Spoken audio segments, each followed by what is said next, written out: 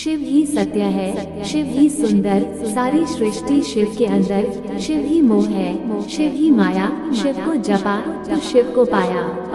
प्रिय भक्त जनों, देवों के देव महादेव भगवान भोलेनाथ, जिनकी कृपा से दुनिया चलती है, आज हम उन्हीं भगवान भोलेनाथ के 12 ज्योतिर्लिंगों में से एक ज्योतिर्लिंग की महिमा का गुणगान करेंगे, जिसे सुनना आपके लिए अति आवश्यक है, क्योंकि इससे घर में सुख, शांति और वैभव की प्राप्ति होती है। हे भोलेनाथ, हे देवों के देव महादेव, इस कथा को सुनने वाले, कहने वाले और हुंकार भरने वाले पर आप अपना आशीर्वाद सदा बनाए रखना और उनकी सभी मनोकामना को पूरा करना। हे भगवान, उसके घर में सुख, शांति और समृद्धि बनी रहे, उसे अखंड सौभाग्य की प्राप्ति हो। ओम नमः शिवाय। प्रिय दोस्तों, आइए सुनते हैं सबसे पहले ज्योतिर्लिंग सोमनाथ की पावन कथा। शिव पुराण के अनुसार सोमनाथ ज्योतिर्लिंग भगवान शिव का प्रथम ज्योतिर्लिंग है। जब प्रजापति दक्ष ने अपनी सभी 27 पुत्रियों का विवाह चंद्रमा के साथ कर दिया तो वे बहुत प्रसन्न हुए। पत्नी के रूप में दक्ष कन्याओं को प्राप्त कर चंद्रमा बहुत शोभित हुए और दक्ष कन्याएं भी अपने स्वामी के रूप में चंद्रमा को प्राप्त कर सभी कन्याएं भी इस विवाह से प्रसन्न थी। चंद्रमा की उन 27 पत्नियों में रोहिणी उन्हें सबसे ज्यादा प्रिय थी, जिनको वे विशेष आदर तथा प्रेम करते थे। उनका इतना प्रेम अन्य पत्नियों से नहीं था।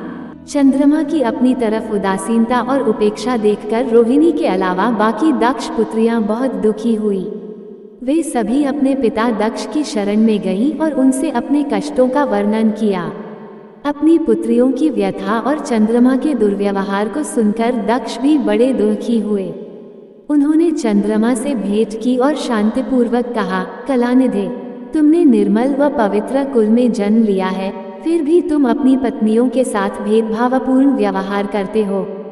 तुम्हारे आश्रय में रहने वाली जितनी भी स्त्रियां हैं, उनके प्रति तुम्हारे मन में प्रेम कम और अधिक, ऐसा सौतेला व्यवहार क्यों है? तुम किसी को अधिक प्यार करते हो और किसी को कम प्यार देते हो, ऐसा क्यों करते हो? अब तक जो व्यवहार किया है वह ठीक नहीं है, फिर अब आगे ऐसा दुर्व्यवहार तुम्हें नहीं करना चाहिए। जो व्यक्ति आत्मीय जनों के साथ विषमतापूर्ण व्यवहार करता है, उसे नरक में जाना पड़ता है। इस प्रकार प्रजापति दक्ष ने अपने दामाद चंद्रमा को प्रेमपूर्वक समझाया और चंद्रमा में सुधार हो जाएगा ऐसा सोच प्रजापति दक्ष वापस लौट आए।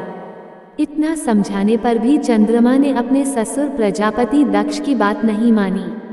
रोहिणी के प्रति अतिशय आसक्ति के कारण उन्होंने अपने कर्तव्य की अवहेलना की तथा अपनी अन्य पत्नियों का कुछ भी ख्याल नहीं रखा और उन सभी से उदासीन रहे।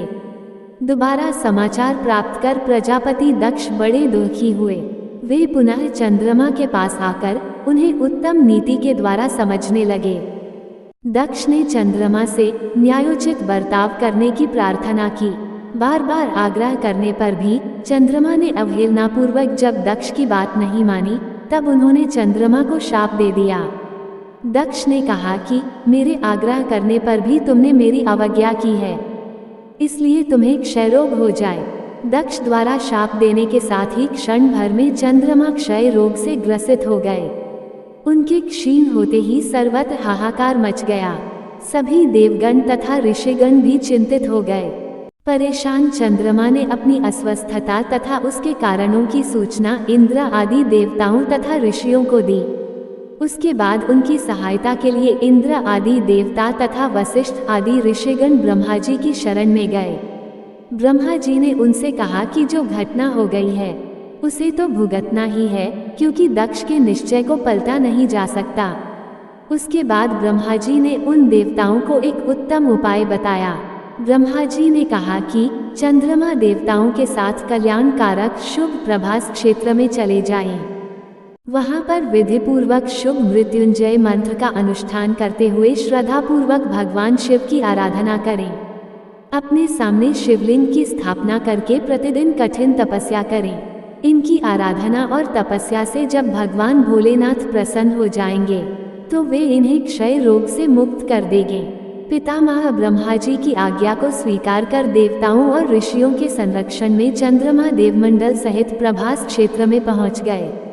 वहाँ चंद्रदेव ने मृत्युंजय भगवान की अर्चना, वंदना और अनुष्ठान प्रारंभ किया।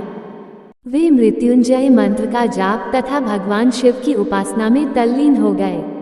ब्रह्मा की ही आज्ञा के अनुसार चंद्रमा ने 6 महीने तक निरंतर तपस्या की और वृषभ ध्वज का पूजन किया। 10 करोड़ मृत्युंजय मंत्र का जप तथा ध्यान करते हुए चंद्रमा स्थिरचित से वहां निरंतर खड़े रहे। उनकी तपस्या से भक्त वत्सल भगवान शंकर प्रसन्न हो गए। उन्होंने चंद्रमा से कहा, चंद्रदेव, तुम्हारा कल्याण हो।